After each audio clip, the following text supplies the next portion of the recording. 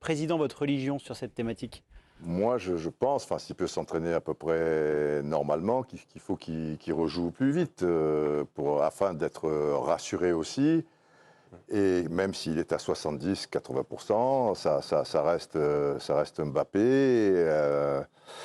Parce que s'il ne joue pas pendant 10 jours, là, reprendre après pour des huitièmes de finale, et sans garantie dans sa tête pour se dire mais finalement tout va très bien, tu vois, parce qu'il faut quand même qu'il se mette à la mesure de tout ça. Ça va se faire progressivement dans la partie. S'il est en mesure de jouer, je pense, et à mon avis, comme il veut marquer des buts, comme il y a le ballon d'or en vue, il faut donc qu'un euro, puisqu'il n'a pas gagné la Ligue des Champions, tout ça, ça doit aller dans sa tête, tu vois. Je veux dire, c'est un objectif majeur pour lui, donc pour qu'il gamberge le moins possible.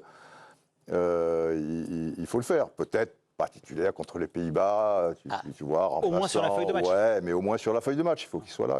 Donc c'est Ludovic. Pas titulaire, petite forme, Étienne. Je l'ai connu plus vaillant. Point pour Ludo. Juste parce qu'on parlait de la préparation de Kylian Mbappé, il s'était exprimé lui-même en conférence de presse en disant que la tête, ça va, il y avait de la motivation, mais le corps, moyen. C'était avant sa blessure au nez, bien sûr. On l'écoute. Physiquement, je pense que le plus important, c'est pas forcément physique. Le plus important, c'est mental. Jusqu'où je suis prêt à aller pour gagner. Je suis prêt à tout pour essayer de gagner. Et ça, c'est le plus important.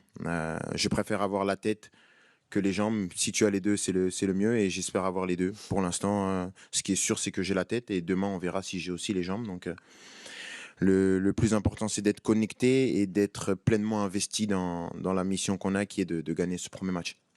Par rapport à ce que nous disait Sébastien, c'était le ressenti personnel du joueur. Quand on voit cette motivation-là, Didier l'a amorcé dans son arbitrage, Hervé, il veut tout faire pour jouer et c'est lui qui va décider. Oui, enfin, la question lui a été posée avant qu'il ait eu ça. Non, je sais, mais de manière générale, on sent qu'il est très déterminé quand même. On savait de toute façon, et puis comme l'a dit Didier, il a aussi une obsession des stades, de tout, donc c'est un amoureux du foot, il a tout pour lui.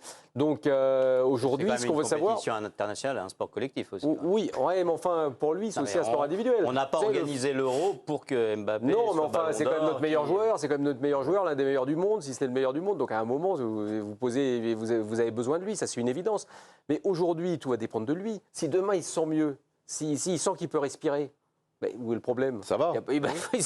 Si en plus il a un masque, il n'a pas le rôle de Kanté, et c'est pas un défenseur central où il va y avoir 10 000 centres, où il faut mettre la tête. Il y a des défenseurs centraux, je me souviens Patrice Rio ou d'autres joueurs, ils jouent avec le Lakers. Mais en plus, il ne mettra pas la tête. Il mettra pas la tête. Mais non, déjà il ne la met pas au départ, donc c'est pas un problème.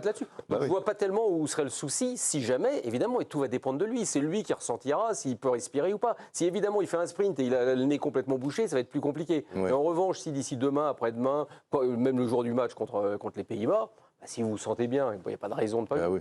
Juste, Johan, sur le côté, on en a beaucoup parlé. On en a parlé beaucoup avec le Paris Saint-Germain, avec les nombreuses blessures qu'il y a eu. Le côté, il faut le mettre au frigo, il faut le préserver. Il y en a qui disent oui, il y en a qui disent non. Vous, votre religion là-dessus? C'est pas pareil. Moi, après, ça dépend de ce qui se passe dans son corps et ce qu'il ressent lui. Parce que tout à l'heure, tu as dit c'est lui qui va décider. Moi, je pense que c'est lui, parce que Sébastien, tout à l'heure, nous disait que le médical n'avait pas un avis contraire à ce qu'il joue. Donc c'est lui qui va décider de savoir s'il est capable, s'il arrive à gérer ou le masque, ou être au moins assez serein avec la respiration pour pouvoir faire le match. Je pense que c'est lui qui décidera. Après, je ne vois pas pourquoi il faut le préserver, parce que ça ne peut pas être pire en fait. Non mais c'est vrai, tu ne peux pas empirer la blessure, donc il n'y a pas trop d'intérêt de le préserver. Et sachant, après la conférence de presse que vous avez montrée là, je ne pense pas qu'il soit sur le banc ce vendredi. Non, il n'est pas dans sauf si ça le gêne, sauf s'il a un peu un problème de respiration, etc. Évidemment, les prochains jours seront décisifs. En fait, il n'y a pas d'autres joueurs que lui. En équipe de France, on a un groupe de 25, on est... mais quel intérêt de faire jouer quelqu'un d'autre s'il peut jouer? Est-ce que vous avez vraiment le sentiment, quand vous l'avez vu là, qu'il va être à 100%? Parce que tu as trouvé Thuram, Dembélé hors norme. On verra. Mais enfin, je le trouve avec une assurance sur la capacité qu'il aura. Donc, non, on dit juste ça dépend de lui, il n'y a pas d'assurance. À pas avoir de douleur, à pas être... C'est ce qu'on vient de dire. Pas pouvoir faire ce qu'on a dit. C'est pas un problème, il ne peut pas faire de tête, mais c'est pas un problème. Je veux dire, même lui, il a marqué des buts de la tête. Ah ben non, c'est pas un problème. Rappelle-moi tous ces buts de la tête. Mais il en a quand même marqué. Ah oui, rappelle-moi. pas besoin. Si l'adversaire est à 10 mètres, oui, il mettra la tête. De toute façon, d'ailleurs, c'est lui qui décide où il joue en équipe de France. Oui, c'est lui qui décide. Que Marcus Thuram, il joue à côté gauche. D'ailleurs, donc en fait, vous avez raison. Je pense malheureusement que vous avez raison. Évidemment que c'est lui qui décide, c'est pas Didier Deschamps qui va décider, c'est lui qui décide. D'ailleurs, je pense que, je ne sais pas si hier, vous avez insisté sur le fait que quand il prend un jaune, alors qu'il peut effectuer les remplaçants, on l'a dit Didier. Deschamps, c'est parce que Deschamps attend de voir avec Mbappé, est-ce que tu veux sortir ou est-ce qu'il y a encore une possibilité? Mais même, il lui a apporté un maillot propre. Voilà. Il change. Non, alors qu'il avait le nez cassé comme ça. C'est génial. Il pensait faire venir l'hôpital sur le terrain pour l'opérer. Non, après ils l'ont mis là pour bloquer la situation. Il y a la réponse de Sébastien qui était sur place qui veut vous répondre sur ce sujet-là. Voilà, Sébastien, allez-y. Il est encore. C'est pas sûr que ça fonctionne, mais on va finir par y arriver. Mais non, juste une petite précision. Je comprends que vous ayez eu cette sensation, Didier, mais en fait, ce qui s'est passé, c'est que le changement a été demandé par le staff de l'équipe de France et il y a eu une touche. L'arbitre a laissé jouer cette touche. Le staff de l'équipe de France était furieux et ils ont demandé à Kylian Mbappé de revenir sur le terrain et de s'asseoir pour arrêter le jeu et pour pouvoir effectuer le changement. On peut après discuter de l'intérêt parce qu'il y avait ce risque de carton jaune et il a pris son carton jaune. Mais c'est comme ça que ça s'est passé précisément. Après la blessure de Kylian Mbappé, il y a des changements qui sont effectués par l'équipe. Donc, il pouvait vite faire ces changements à ce moment-là, même si les joueurs ne s'étaient pas trop échauffés, il s'est chauffé sur le terrain. Tu vois ce que je veux dire? Et il ne l'a pas fait à ce moment-là. La touche, c'est un petit peu après. Oui. Ouais. Voilà. Oui, alors ça c'est dans un premier temps, parce que dans un tout premier temps, on n'a pas, enfin en tout cas, l'information n'est pas arrivée que fallait absolument, il n'y a plus rien qui va. C'est une catastrophe. C'est incroyable que l'information ne soit pas arrivée alors qu'il a été soigné sur le terrain et qu'il a une comme ça et une plombe. Et moi, j'en conclus que Didier Deschamps attend tellement que ce soit Mbappé qui décide toujours l'histoire, qui n'est pas un drame, si tu veux, à un moment qui ne lui reproche pas mais je pouvais encore, je peux marquer un but, je peux pas ça. Qu'il a attendu et qu'il lui dise vaut mieux marcher. C'est le carnage. Non, mais c'est génial. Sébastien. C'est génial quand même. Juste l'histoire du maillot, bien sûr. L'histoire du maillot, c'est génial. Évidemment. Il lui apporte. Il a le nez comme ça, il a le sang qui coule. Donc tu sais que le nez est pété, quand ça n'arrête pas de couler. C'est la 90e minute. Et qui arrive un maillot propre pour lui faire changer le maillot. Parce qu'on est élégant, monsieur. Toi qui es élégant aussi. Et comme dit Didier, c'est la 90e minute. Voilà. T'as ton attaquant, et comme on l'a tous dit, on le pense tous, c'est quand même un attaquant un peu important pour l'équipe de France. Il y en a quand même qui sont toi, tu veux pas le faire jouer. Et c'est les dernières minutes, tu le changes. Tu le sors, évidemment. Tu le sors tout de suite. Tu vas pas plus loin dans la réflexion, tu le changes. Et t'évites le carton jaune en plus. On va juste profiter de la présence de Sébastien rapidement. Tout le monde a donné son avis sur le fait que. Une autre pièce peut-être. Ah mais ça va marcher. Et merci Sébastien d'essayer de rester avec nous. Juste sur le fait, qui décide? C'est Kylian Mbappé qui va décider si oui ou non il participe au match de vendredi? J'espère que ce sera pas comme nous et ce sera pas le cirque Pinder, mais effectivement, juste pour que les gens comprennent, il y a des problèmes de réseau assez importants ici, et d'où toutes ces péripéties qui vous amusent, et vous avez bien raison. Le problème, c'est qu'en fait, c'est tout à fait normal que ce soit le joueur qui décide à la fin, parce qu'au niveau médical, il peut jouer. Donc après, ça va être aussi ses sensations. Est-ce qu'il arrive à bien respirer? Est-ce qu'il supporte bien le masque? Est-ce qu'il est prêt, entre guillemets, à supporter la douleur? Même si plusieurs spécialistes ont dit que la douleur, elle était quand même plutôt gérable.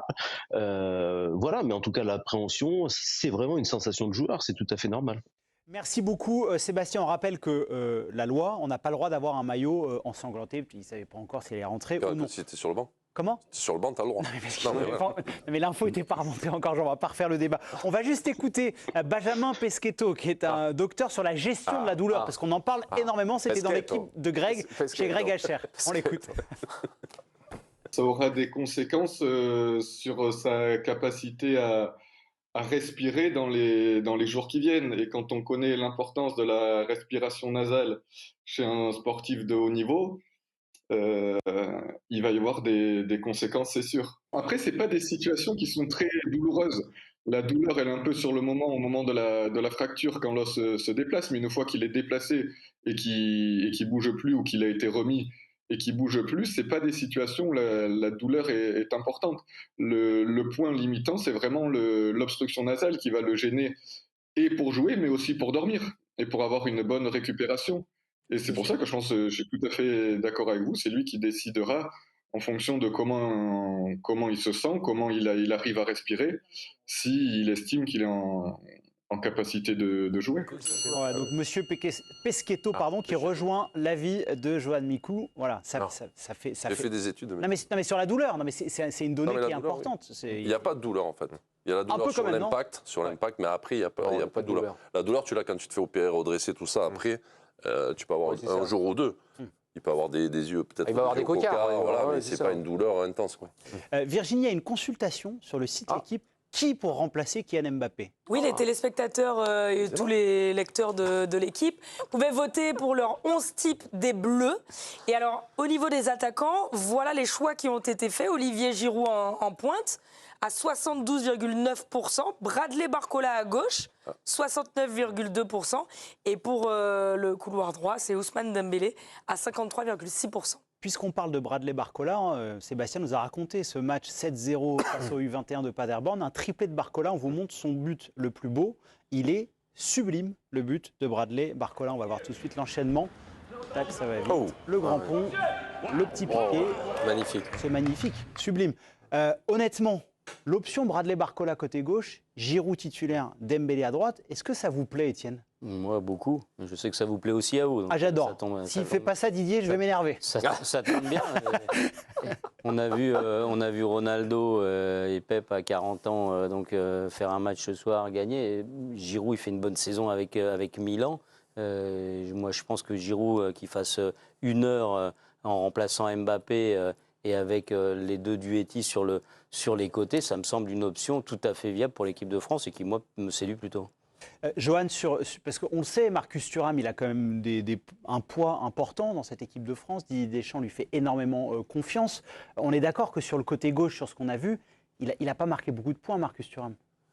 Non, il n'a pas marqué beaucoup de points, mais après c'est difficile pour moi de jouer avec Mbappé qui se met un peu dans la zone où il veut. Et tu as le joueur qui est là, tu es toujours en train de regarder où tu dois te mettre par rapport à...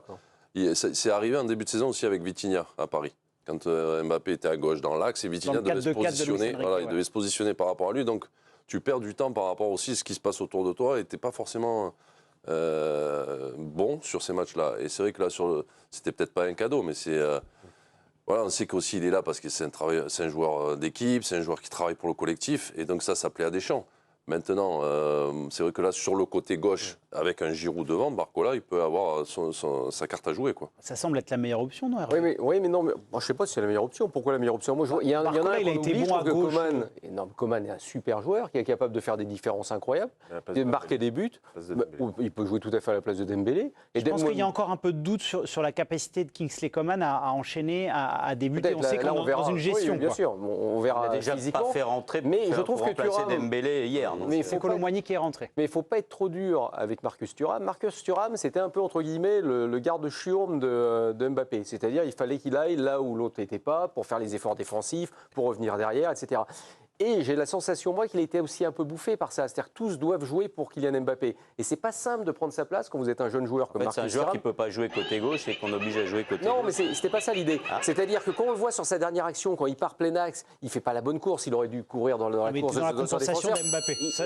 Il fait pas exactement. Mais avec un peu plus d'assurance et peut-être sans Mbappé, on pourrait retrouver un Thuram un peu différent. Victoire de Étienne Moati dans ce duel face à Ludovic Aubrignac, mais c'était serré. Il y a des fruits